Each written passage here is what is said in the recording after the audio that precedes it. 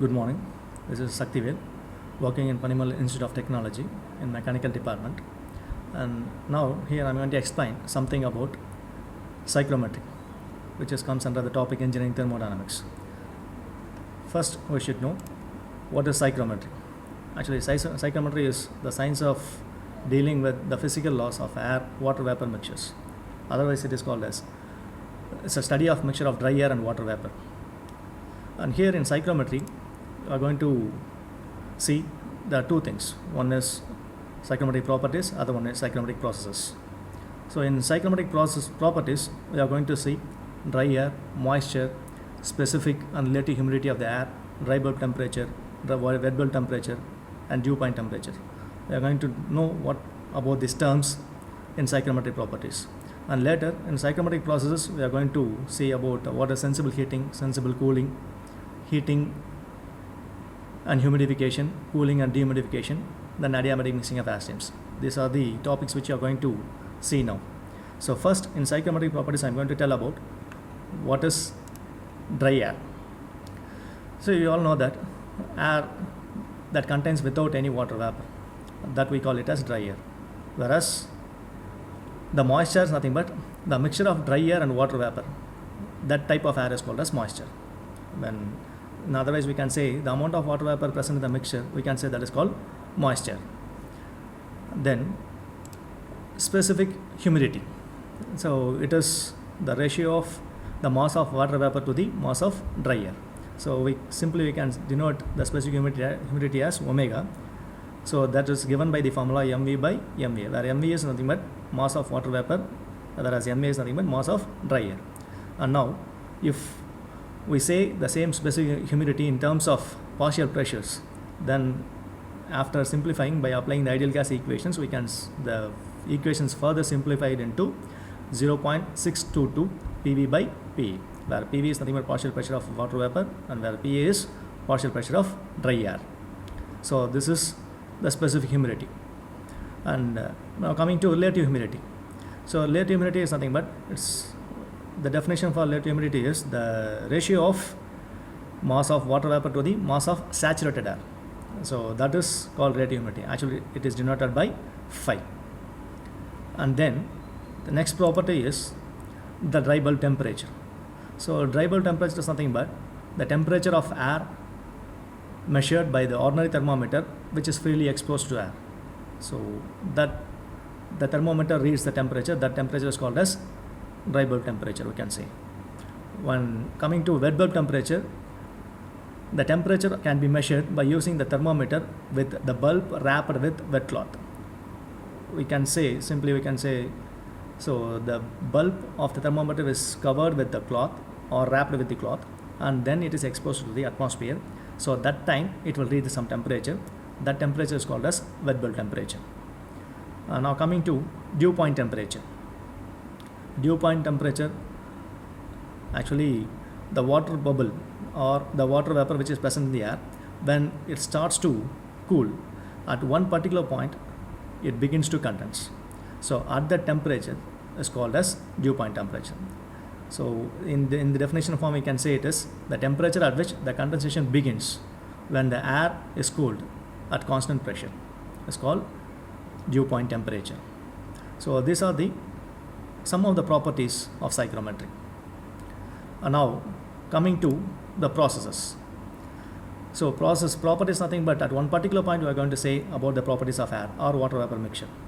Whereas in process, it moves from one point to the other point. For example, when we heat or when we cool or humidify or dehumidify, the process has to be moved from one point to other point. Such things are called as process. That is, the series of change of state is called as process. That we know. We already studied in the basics. We know state is nothing but at one particular point we have to read the properties of the air or any substances. Whereas process is nothing but from one point to other point. That is, the series of change of state is called as process. And now coming to the process, we have, as I said, sensible heating process, sensible cooling, then humidification process, dehumidification process, then the combination of any of four, heating and humidification, cooling and dehumidification. These are the 6 processes, and one more process called adiabatic mixing of air streams. So totally we have 7 processes. We are going to see now. We are going to see that 7 processes now. So first one, adiabatic sensible heating, not adiabatic, sensible heating.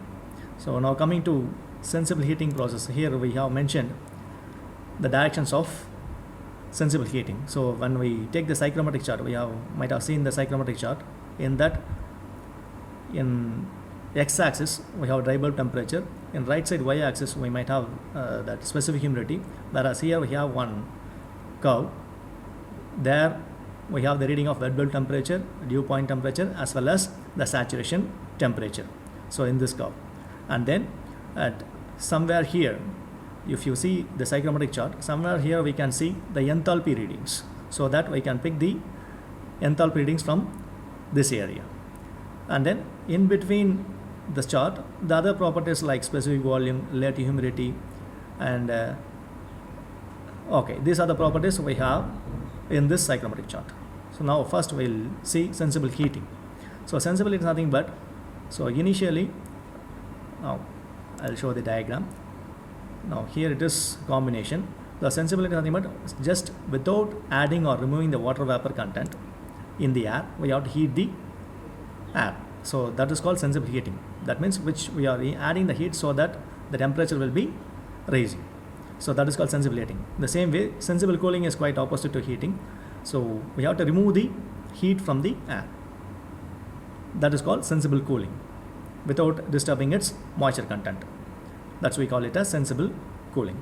Now coming to humidification as well as dehumidification. So humidification is nothing but the addition of moisture content to the air. That is called humidification. Dehumidification is nothing but the removal of moisture content from the air without affecting the temperature. That is called dehumidification. Now coming to the 5th process. So what I said was 4 processes. So first one is sensible heating, second one is sensible cooling, and third one is humidification, fourth one is dehumidification.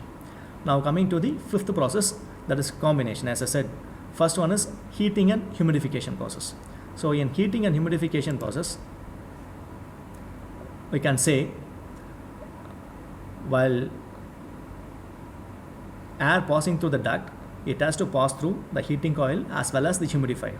So heating coil has some temperature, so that while passing through the heating coil, the air gets heated up, and then in humidifier, the air is sprayed in the form of fine spray, so that the air gets some humidified and it will be sent to the required space for required condition, right? That is the sensible heating and humidification. Here, while to do the calculations, we have balance the mass as well as the energy as well as the water vapor. Amount of water vapor which we added, and that is amount of heat we added, the amount of mass which happened to that.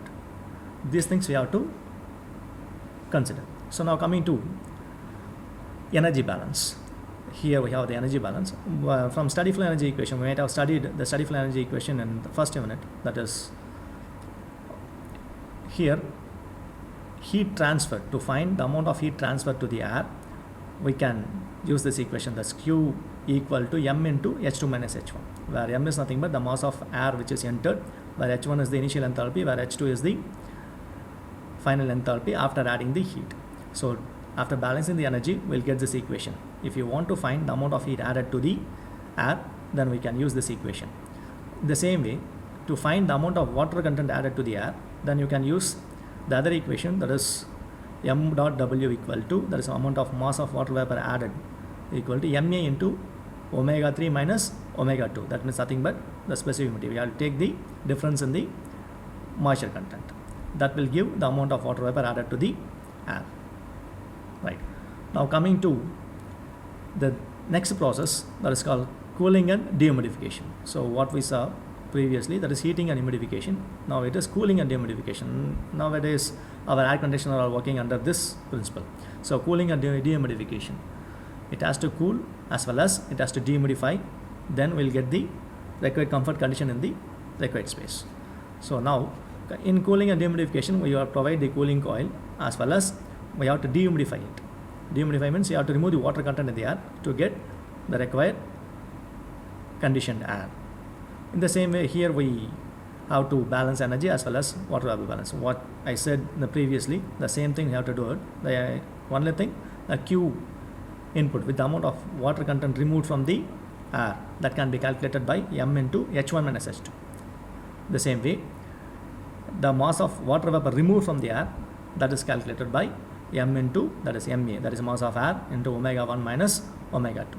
So this gives the details of amount of moisture content removed from the air as well as the heat removed from the air. This is about cooling and dehumidification. As now coming to the last process, that's quite interesting, which will be used in larger area like malls or theaters, in industries. So this kind of air conditioner they will utilize. That is nothing but adiabatic mixing of air streams. So here what we do is two inlet. We provide two inlets and one outlet. So here when different conditions of air will entering into the inlet and the required condition will come at outlet. Here we can say let M1, omega 1 and H1 be the property of air which is entering at point 1. In the same way, M2, omega 2 and H2 is the property of air which is entering in the duct 2. We can say this is duct. And point 3 is nothing but this is the required condition of air which is leaving to the required space or conditioned space, I can say. And that is called adiabatic mixing of air. So here in this case two air streams are mixing with each other and you will get the final condition at the conditioned space. Now the same way, here we have to balance mass, energy as well as water vapor. Here while balancing the mass, in the previous properties, the mass which entering inside the duct will leaves out of this duct, either it may be heat or humidification. While in heating and humidification or cooling and dehumidification, the amount of mass remains same. While coming to this adiabatic mixing of air streams, at 1 the different amount of mass is entering as well as at M2, I mean at point 2 you will get different amount of mass. So that you have to consider different masses. We have two masses here, let it be Ma1 and Ma2. So this combination of these two masses will leaving out of the duct 3. That's why it is called as Ma3. So while balancing the masses, by adding the inlet you will get the outlet. Ma1 plus Ma2 equal to Ma3. This is the mass balance of air streams, adiabatic mixing of air streams. Now coming to the energy balance. While coming to energy balance, since the different masses are entering inside, so you have to consider mass as well as the enthalpy, the amount of heat added to the system. So Ma H1, we can simply say M1 H1 plus M2 H2 equal to M3 H3. So this is called energy balance. Now coming to water vapor balance, the same way M1 omega 1 plus M2 omega 2 equal to M3 omega 3. It's nothing but energy in equal to energy out. This is the balance. Now to find the mass ratios, so by simplifying this equation, by substituting at Ma3 equal to M1 plus M2 and final simplification, if you take the ratio of M1 and M2, M1 by M2, you will get omega 2 minus omega 3 divided by omega 3 minus omega 1 in terms of water vapor. You will get the equation in terms of water vapor. In the same way, if you simplify this energy equation, you will get H2 minus H3 minus H1. You will get this equation.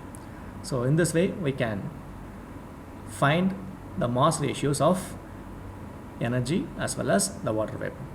And further, we can use these formulas to find the final data. By using these data, we can solve the problems. And later, this is about the psychromatic properties and process. This is about psychromatic properties and process, right? And up to this, I'll finish my session, and in further session, I'll do some problems to solve how to see the psychromatic chart. All these things we'll see in next session. Thank you.